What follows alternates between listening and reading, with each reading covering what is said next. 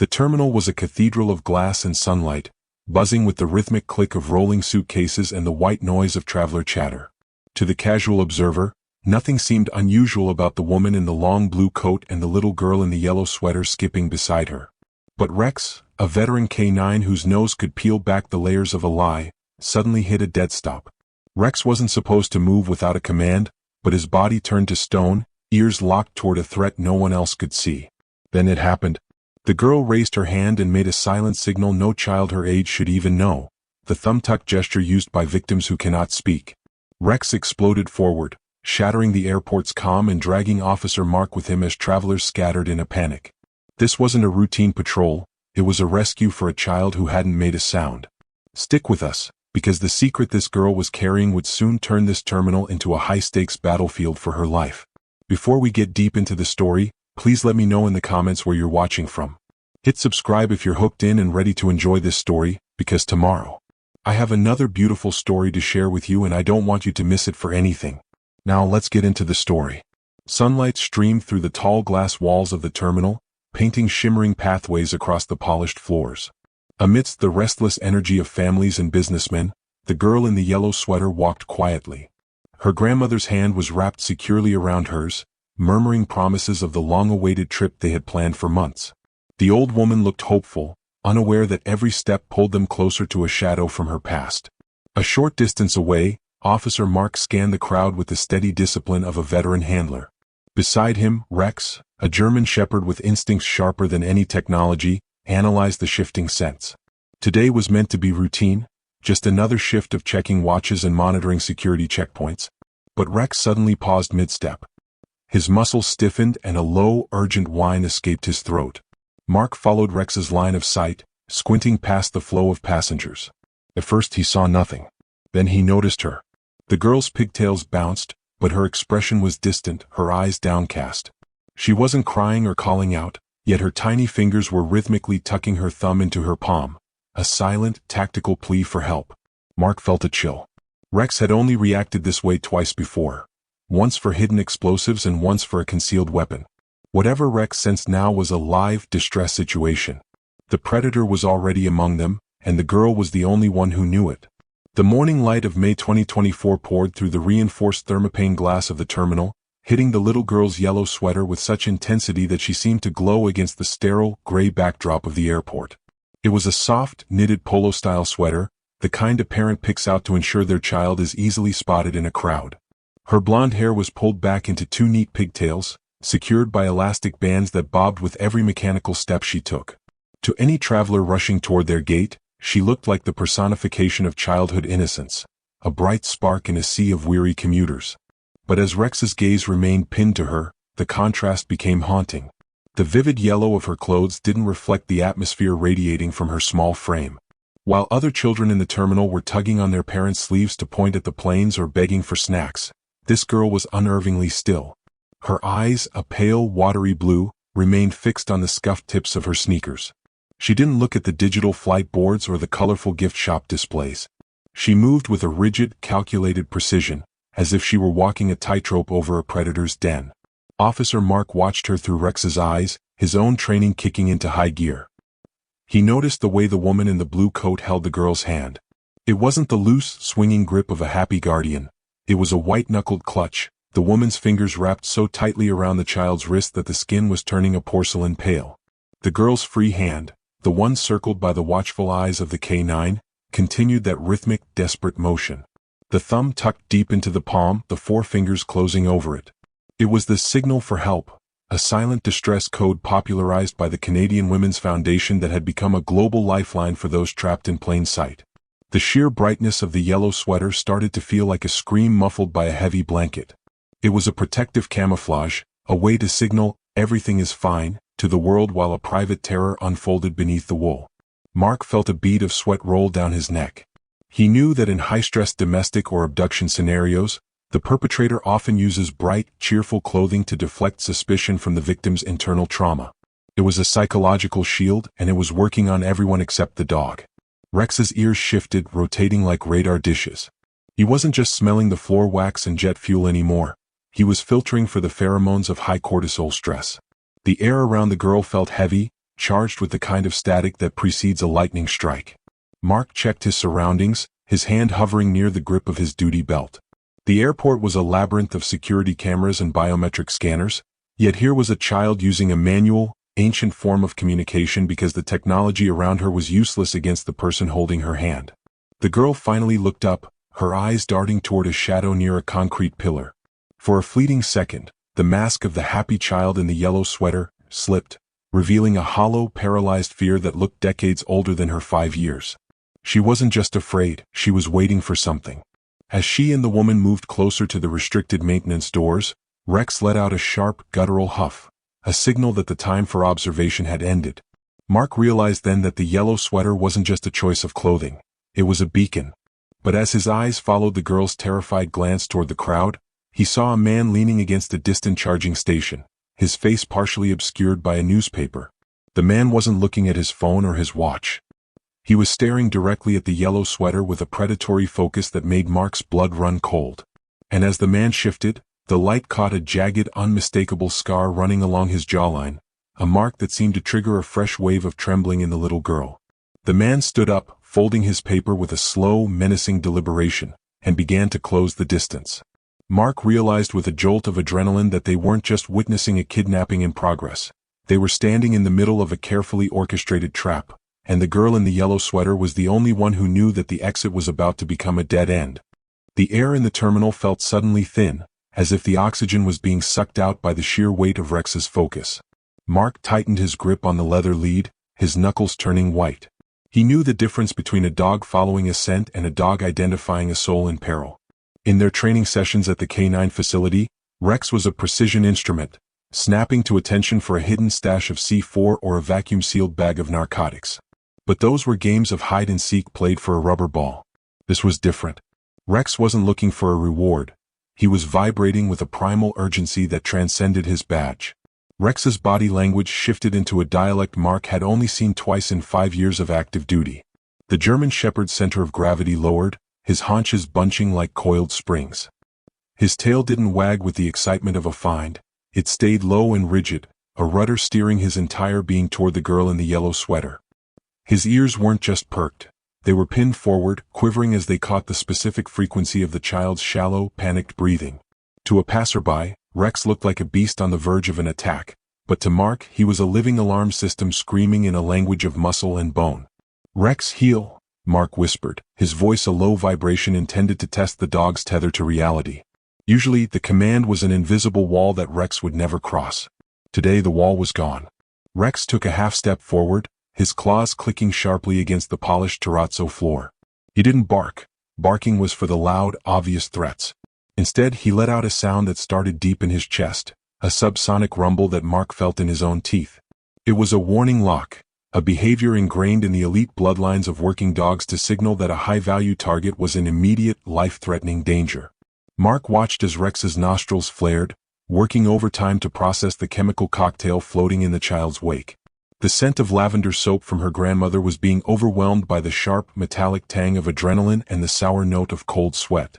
Rex's head tilted, his gaze darting from the girl's hidden hand signal to the man with the scarred jaw who was now weaving through the crowd with the practiced fluidity of a hunter. The dog was connecting dots that the human eye, distracted by the chaos of a busy airport, couldn't see. He was telling Mark that the threat wasn't a suitcase or a door, it was a person. Every fiber of Rex's being was strained against the leash, yet he remained silent, maintaining the tactical stealth required for a live intervention. He was no longer a police tool. He had shifted into the role of a guardian.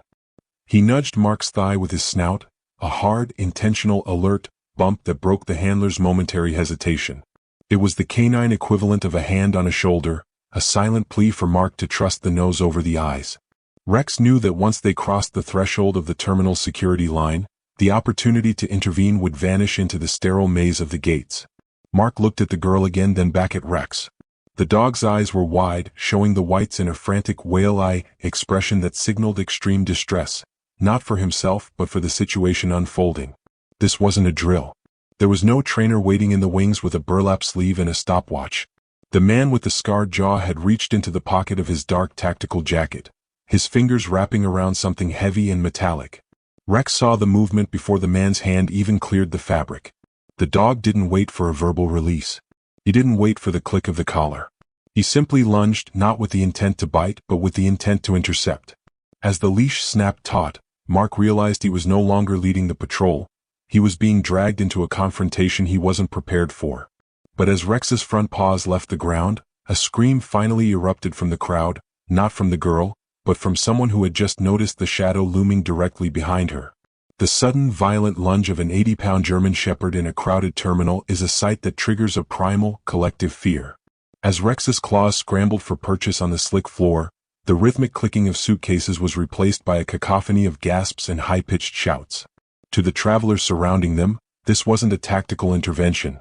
It was a terrifying breakdown of security. A woman in a business suit dropped her coffee, the plastic cup shattering as she scrambled backward, and a group of tourists froze, their faces contorted in shock. They saw a snarling animal with bared teeth straining toward a small, defenseless girl in a yellow sweater, and the court of public opinion reached its verdict in a heartbeat. "Control your dog," a man screamed, stepping forward and brandishing a heavy laptop bag as a makeshift shield. "He's going to kill her. Get him back." Mark felt the sweat slicking his palms as he braced his boots against the floor, fighting to maintain a grip on the leash. The internal conflict was a physical weight in his chest. Every protocol he had been taught since his days at the K9 Academy dictated that he should out the dog, give the sharp verbal command to cease and desist. If a police dog loses its neutrality in a public space, the liability is astronomical, and the career of the handler is usually over. His brain screamed at him to pull Rex back, to apologize to the terrified grandmother, and to de-escalate the scene before the airport's rapid response team arrived with their weapons drawn. But Rex wouldn't yield. The dog's vocalizations had shifted from the subsonic rumble to a sharp, rhythmic bark, the find and hold alert used when a suspect is cornered. Every time Mark tried to shorten the lead, Rex looked back for a split second, his eyes filled with a desperate, intelligent pleading. He wasn't looking at the girl anymore. He was looking through her, his gaze locked onto the man with the scarred jaw who was now using the chaos as a smokescreen to draw closer. 2 airport security guards, alerted by the commotion, came sprinting through the crowd. They weren't K9 handlers.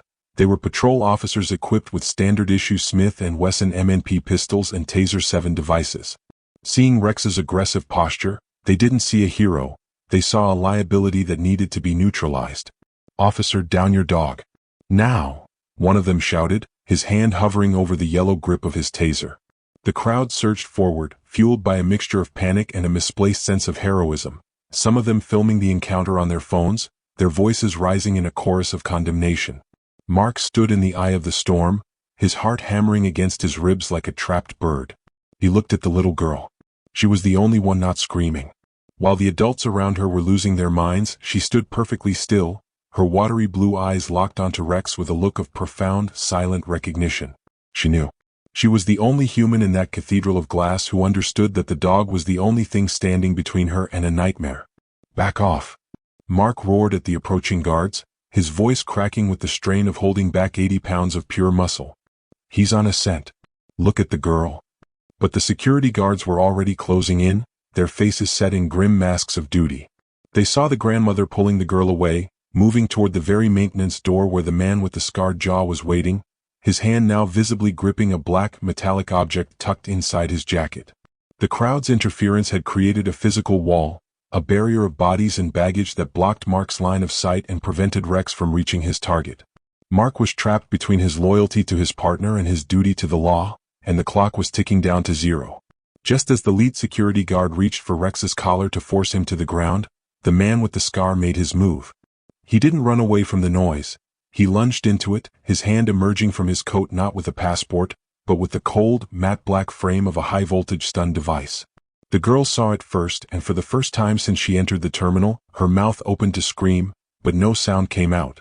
The air in the terminal felt thick with the smell of floor wax and the metallic tang of fear.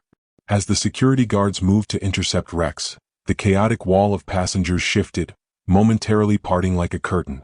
The little girl's gaze didn't flicker toward the shouting guards or the flashing lights of the patrol carts.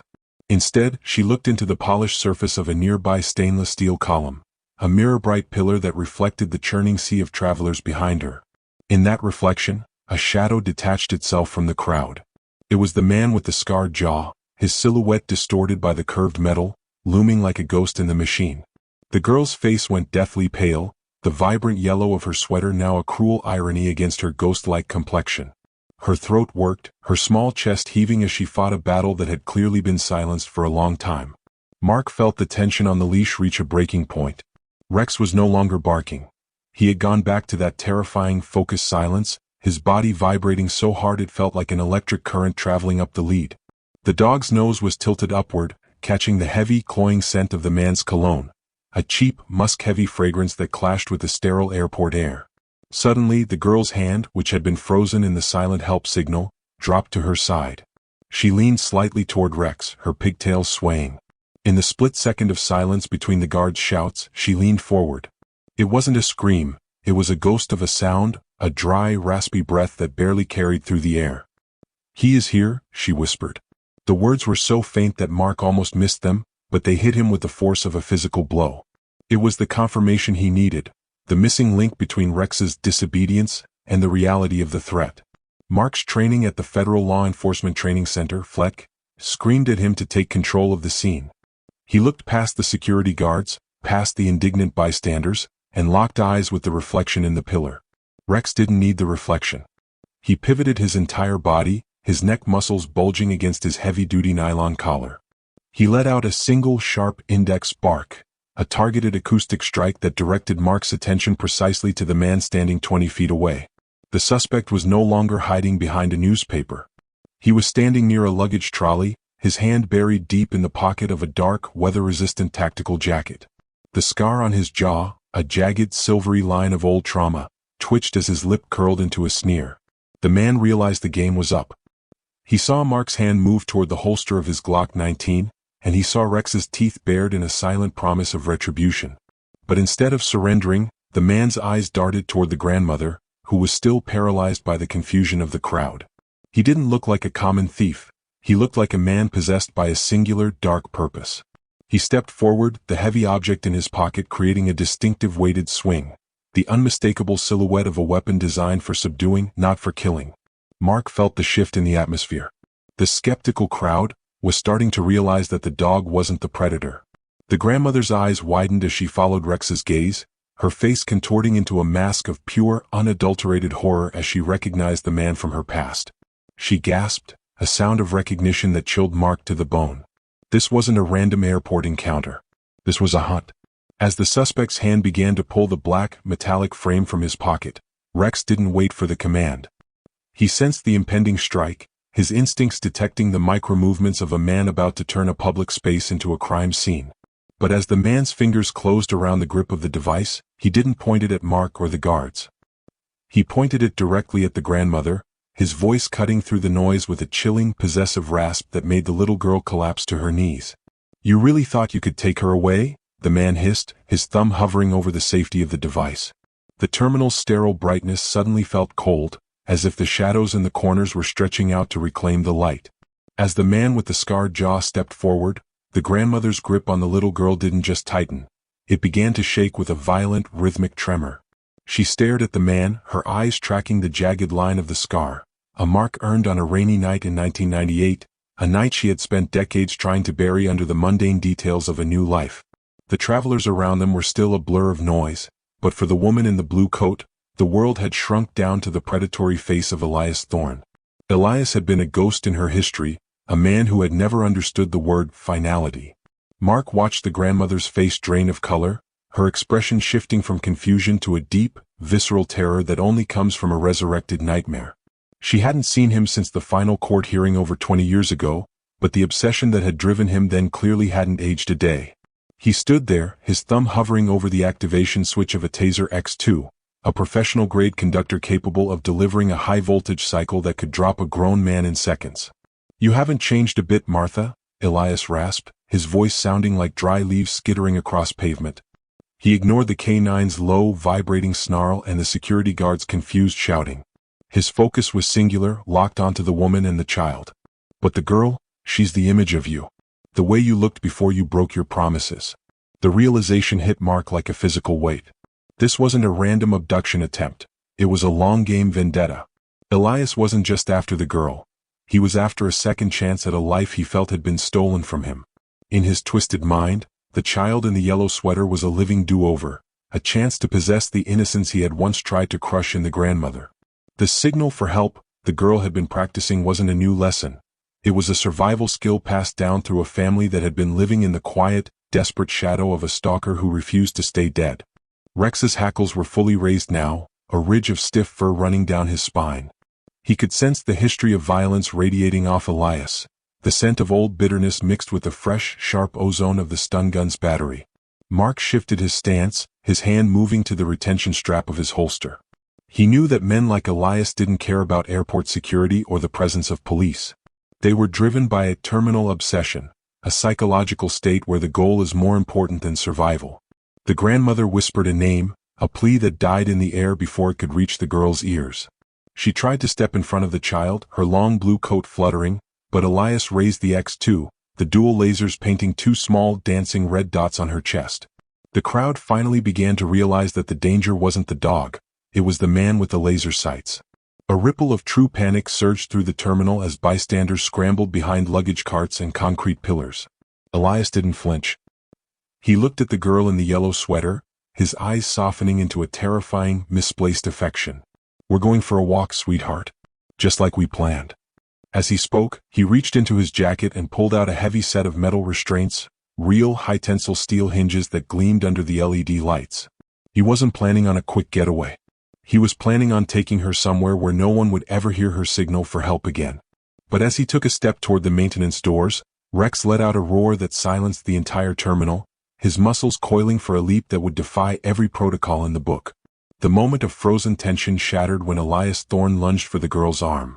With a roar of defiance, Rex didn't wait for a command. He propelled himself forward, his massive paws skidding on the polished floor before finding traction. Seeing the 80-pound blur of fur and teeth, Elias snarled, shoved the grandmother aside, and snatched the girl by the collar of her yellow sweater. He bolted toward a heavy, steel-reinforced door marked Authorized Personnel Only. Before the magnetic lock could fully engage, Elias jammed a stolen master keycard into the reader and disappeared into the bowels of the airport, dragging the child into the shadows. Mark was right behind him, his boots pounding against the floor.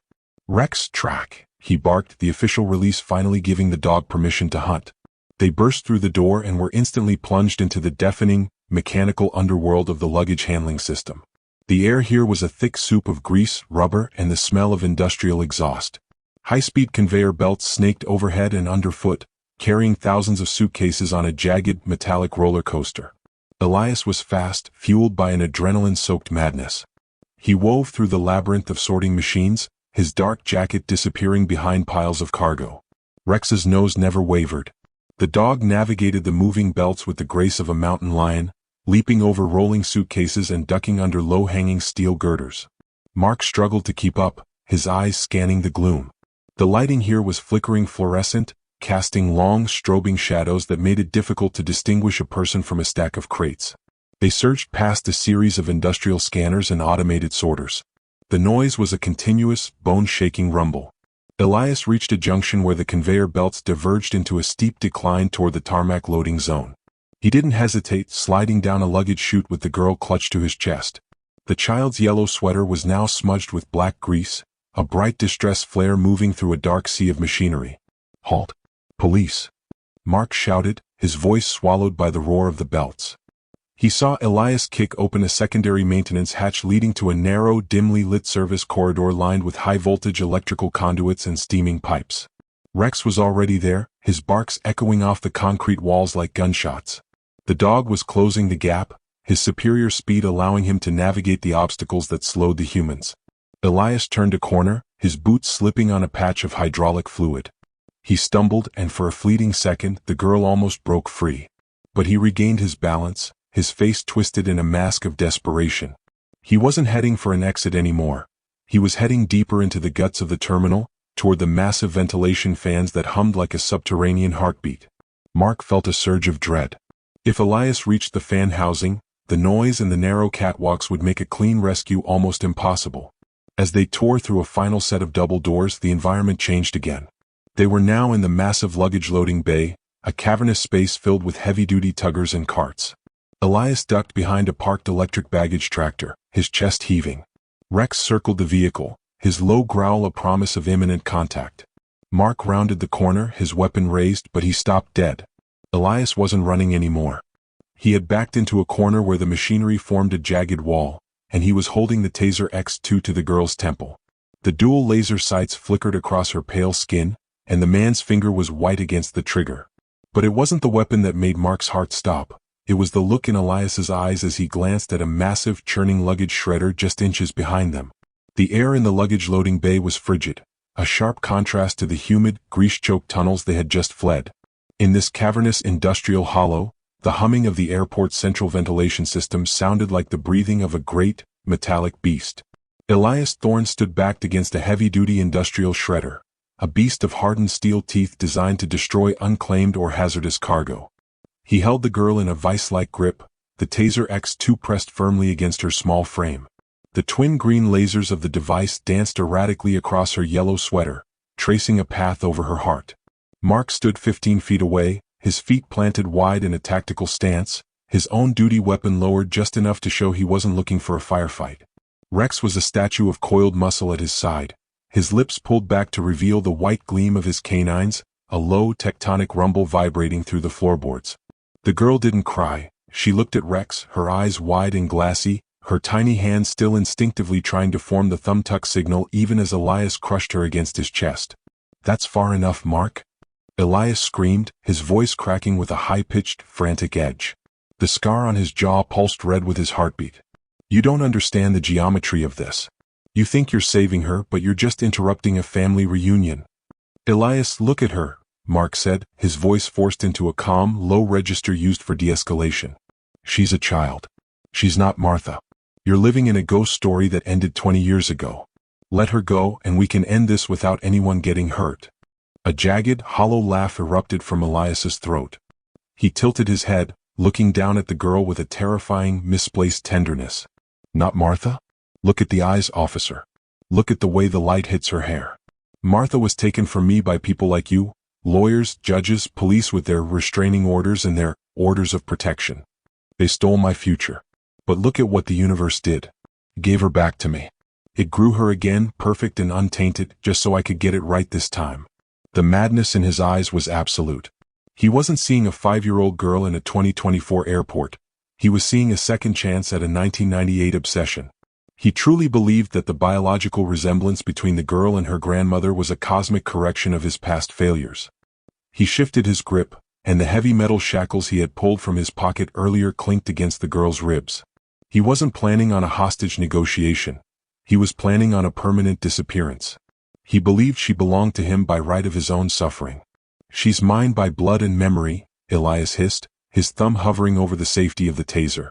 "The grandmother stole my life, so I'm taking the only part of her that still matters. We're going to leave this place, and she's going to learn to love me the way the other one was supposed to. You can't stop fate with a dog and a badge." Rex let out a sharp, piercing bark, a contested space alert. The dog could feel the shift in the air, the moment where the suspect's psychological state transitioned from flight to a desperate, violent stand. Elias's finger tightened on the trigger. He wasn't looking at Mark anymore. He was looking at the luggage shredder behind him, a dark, churning maw of steel that offered a permanent exit for both of them if he couldn't have his way. The suspect's eyes snapped back to Mark, filled with a sudden, localized clarity that was more frightening than the madness. He realized the police weren't going to let him walk out of the terminal. He realized the dog was only seconds away from a lethal launch. A grim, final smile touched his lips as he adjusted the aim of the high-voltage weapon, not toward the grandmother or the police, but directly toward the girl's chest, his finger beginning the final pull on the trigger. The cavernous loading bay became a vacuum of silence, the only sound the low, mechanical thrum of the luggage shredder and the ragged, desperate breathing of a man who had lost his grip on reality. Elias Thorne's eyes were blown wide, reflecting the sterile overhead LEDs. He knew the perimeter was closing. He saw the airport's tactical response team moving in the periphery, their boots silent on the concrete. In his fractured mind, there was only one way to keep the girl from being stolen again. "If I can't have the future, no one can," Elias screamed. His finger tightened on the curved trigger of the Taser X2. The device's internal charging system emitted a high-pitched whine, a millisecond warning of the impending discharge. With a sharp crack pop, the compressed nitrogen cartridges exploded. Two small silver probes, tethered by thin insulated copper wires, streaked through the air toward the girl's chest at over 160 feet per second. In the restricted space of the loading bay, the distance was too short for a human to intervene, and the high-voltage cycle was designed to override the central nervous system instantly. But Rex wasn't human. The German Shepherd had been reading Elias's musculoskeletal cues since the moment they entered the bay.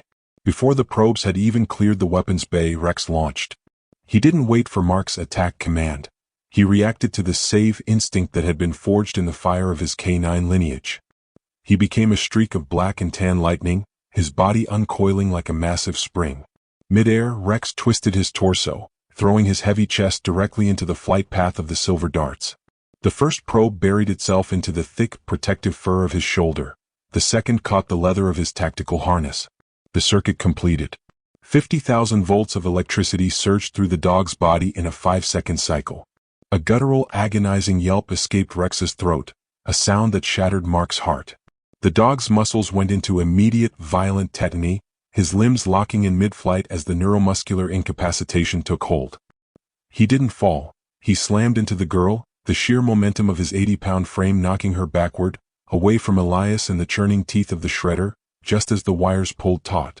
Rex hit the concrete floor with a sickening thud, his body still convulsing as the electrical pulses rippled through him. He had absorbed the full force of the lightning bolt, intended for a child whose heart might not have survived the shock. The girl scrambled back, her yellow sweater now damp from the floor but her body unharmed, staring in horror at the dog who had literally fallen from the sky to save her. Mark didn't hesitate. As Elias scrambled to reload a second cartridge, Mark closed the distance in 3 strides, his shoulder hitting the suspect with the force of a freight train. He tackled Elias into a stack of empty cargo crates, the taser clattering across the floor. But as the backup officers swarmed in to zip-tie the screaming man, Mark's world narrowed down to the silent, unmoving form of his partner. Rex lay on his side, his breathing shallow, his eyes rolled back. The heroic light that had guided them through the terminal seemed to be flickering out. The girl crawled toward him, her tiny hand reaching out to touch the singed fur of his neck, her voice finally breaking through the silence of her trauma. But as she touched him, Mark noticed something that made his blood run cold. A secondary shadow moving near the ventilation shaft, and the realization that Elias Thorne might not have been working alone. The heavy silence of the loading bay was broken only by the fading click of handcuffs and the distant, rhythmic throb of jet engines on the tarmac. Elias Thorne was being hauled away, his incoherent rants about destiny muffled as the heavy steel doors closed behind him. Mark ignored the chaos, dropping to his knees beside Rex. The K9's breathing was ragged, his powerful chest heaving in shallow, uneven intervals as the aftereffects of the taser's 50,000-volt cycle wreaked havoc on his nervous system. The smell of ozone and singed fur hung heavy in the air, a bitter reminder of the sacrifice made in that split second of violence. Mark's hands trembled as he checked Rex's vitals, his fingers searching for the pulse beneath the thick fur of the dog's neck. "Stay with me, buddy," he whispered, his voice thick with an emotion he rarely allowed himself to show. The tactical response team stood back, their usual professional detachment replaced by a solemn respect. They had all seen Rex's mid-air intercept, a feat of pure, selfless instinct that had saved the girl from a potentially fatal cardiac event. The little girl in the yellow sweater stepped forward, her pigtails disheveled and her face streaked with dust. She didn't look at the police or the flashing lights of the emergency carts arriving at the bay's perimeter. She knelt on the cold concrete opposite Mark, her pale blue eyes fixed on Rex. For a long, agonizing minute, the dog remained still, his limbs stiff from the electrical shock. Then, with a sudden sharp intake of breath, Rex's ears twitched. His eyes fluttered open, searching the gloom until they locked onto the bright yellow of the child's sweater. A low, weak thump echoed against the floor. Rex's tail had moved. It wasn't the powerful sweep of a healthy dog, but it was a sign of life. Mark let out a breath he felt he'd been holding since they first entered the terminal. Rex's tongue flicked out, a weary attempt to lick the air, his spirit returning as the neural lockout finally faded. He had survived the lightning bolt, his heart proving as resilient as his courage. The girl didn't speak, but she reached out, her small hand hovering just inches from Rex's nose. She didn't tuck her thumb into her palm this time. Instead, she performed a different movement, a slow, deliberate gesture where she touched her fingertips to her lips and then moved her hand toward Rex, palm open. It was a universal sign, one of the first taught in basic sign language, "Thank you." In that moment, The silent wall she had built around herself for protection finally crumbled. She leaned in and buried her face in Rex's neck, her small frame shaking with the first sobs of her liberation. She had found her voice through the dog who had heard her when no one else was listening. The grandmother approached, tears streaming down her face, and pulled the child into a warm embrace, finally free from the shadow of the man with the scarred jaw.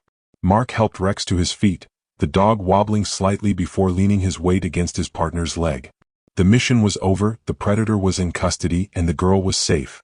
But as Mark looked down at the tactical belt Elias had dropped during the struggle, he noticed a small, encrypted burner phone light up with a new message. The text on the screen was short and chillingly clear. Package not received. Initiating secondary protocol at gate B12. Rex didn't hesitate to take 50,000 volts to the heart to save a child who couldn't even scream for help. He did his part to protect the innocent. Now, can you do yours?